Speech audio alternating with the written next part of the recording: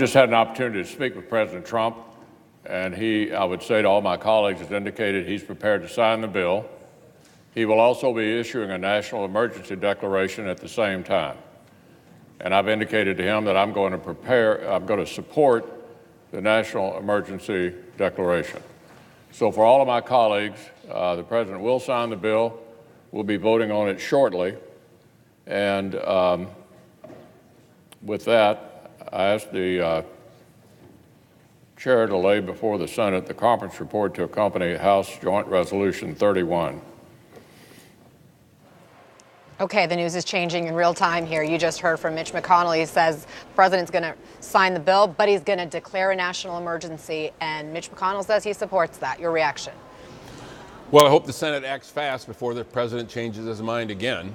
He seems to change his mind on an hourly basis. I'm glad that they're moving forward. I do think that it's an abdication of Leader McConnell's responsibilities, that he has to wait for permission from the President of the United States for him to do the job that he was elected to do. That's disappointing.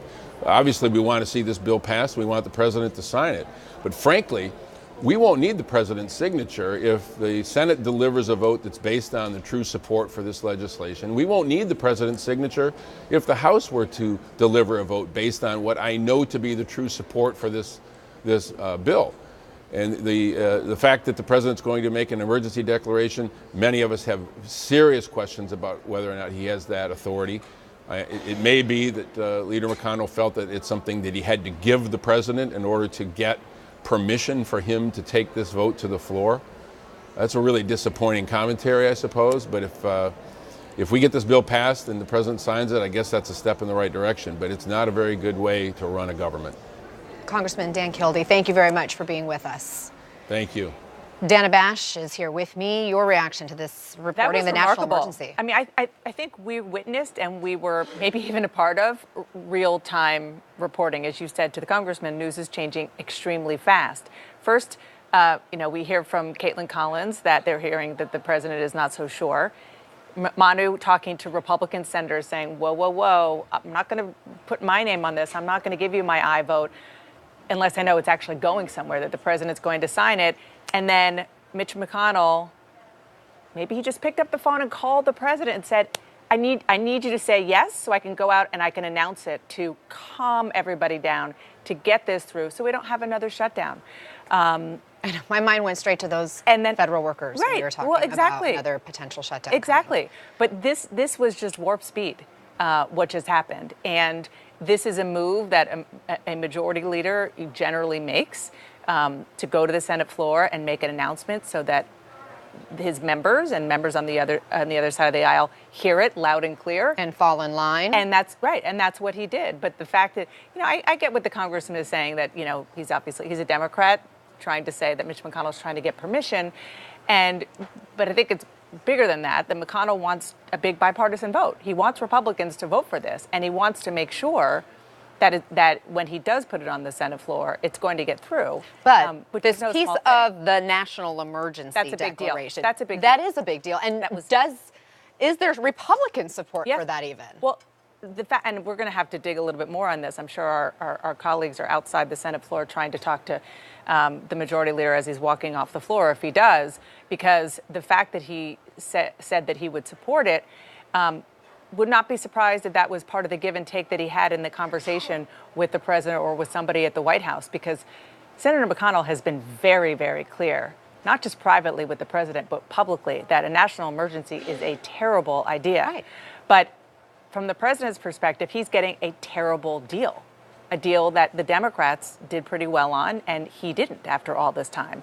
So it's a give and take that it seems finally that Mitch McConnell is in the middle of and capitulating on, because this is the way to get the president to sign this bill and avert a shutdown, to say, okay, you can do your national emergency. This is not going to be the end of the discussion. It's the beginning of the discussion, the debate, and probably almost certainly the court fight over that national emergency. Let's see where the discussion is headed right now on Capitol Hill. Our Phil Mattingly is there. Phil, what are you hearing?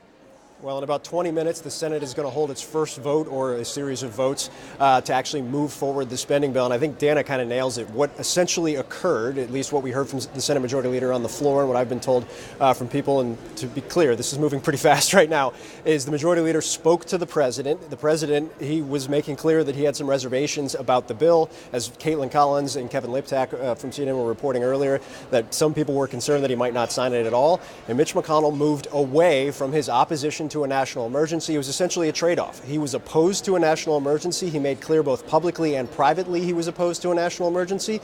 And if this was the deal that was going to get the president on board with the spending bill, this was something the Majority Leader was willing to do. And I think, Anna, it underscores, frankly, what we've heard from both Republicans and Democrats alike in both chambers over the course of the last couple of days. This was the only way out. There was no plan B here. And more importantly than just keeping the government open on Friday night, this would clear the decks of a lot of issues, spending crises, spending deadlines until the end of September, something both House Democrats and the majority over there and Senate Republicans and the majority in that chamber want to get off their plate to be able to move on their agenda, to move on their proposals, their bills, their nominations in Mitch McConnell's case. This was the trade-off. It was a trade-off that apparently had to happen to be able to move this forward, and now they are moving forward. 3:30 will be the first votes. The Senate should move pretty quickly after that. The expectation before things got a little dicey over the course of the last 90 minutes was that the bill would pass comfortably in the United States Senate. When the House reconvenes later this evening, they expect to pass it comfortably as well. So that part hasn't been in question. The question has been the president, the Senate Majority Leader, going to the House floor and announcing that essentially he has made a deal with the president to be able to clear the way for this spending bill, not only to pass both chambers of Congress, but also to be signed into law. The trade-off, the president's going to declare a national emergency, and at least the Republican leader, who is very skeptical of the idea, is going to support him when he does that, Anna. Let's listen in as the conversation continues right now inside the chamber. Final four who did the negotiation. None of us sitting in that room was this an agreement that any one of us individually would write. Certainly I was one of the four, and I know that. But there are also things in the bill that I support and things I disagree with, but that could be said by all four of us, Republicans and Democrats. You try to find as much common ground as you can. Everybody had to give something, but we end up with a bipartisan compromise. We had to deal in facts that are based on reality, not rhetoric based on political fantasy. Democrats have always supported border security. The Democrat from Vermont, top Democrat on the Appropriations Committee. I'm going to bring in Jeffrey Toobin, CNN's chief legal analyst here. Now we're hearing, Jeffrey, that the president is prepared to declare a national emergency as he signs this bill. So sometime in the next 24 hours, we presume. We know there will be legal fights. What should we expect? Well, there is a statute, a law on the books that allows a president to declare national emergencies and spend money outside of what Congress has authorized. And all recent presidents have done it. They have never done it in anything like these circumstances where the Congress has explicitly not decided to spend the money that the president is asking to spend. Also, the fact that the president has waited so long to declare a national emergency may be an argument that there is no national emergency, that he has waited, the fact that he waited for Congress to act and then and only then declared the national emergency may argue against him. But the statute does give the president wide latitude, and I anticipate that many lawsuits will be filed as soon as the president tries to spend any of this money, and it'll be up to the courts. And I have to say, I don't think it is clear how that will be resolved. I think it's a complicated legal question, the breadth of the president's authority under the National Emergencies Act, and then we'll see. But the one thing is for certain, it'll be a court fight, and it may last for quite a few number of months. So if there is a court fight, assuming that's where this goes, does that just then hit pause on this whole national emergency? Is that how it would work? And that's a great question. That would depend on whether a judge would issue a stay in the case. The president certainly is not going to stop just because a lawsuit is filed. He would only stop spending the money if a court told him to stop. And certainly one of the initial requests from the plaintiffs, whoever those plaintiffs turn out to be, and there will certainly be a lot of them, will be for some sort of injunction for the money not to be spent.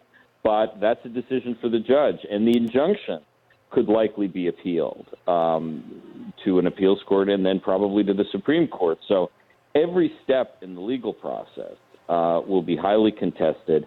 But one thing I think we can safely assume is that the president and thus the administration will not hit pause on spending this money unless a court tells it to hit pause, and that will be one of the contested issues.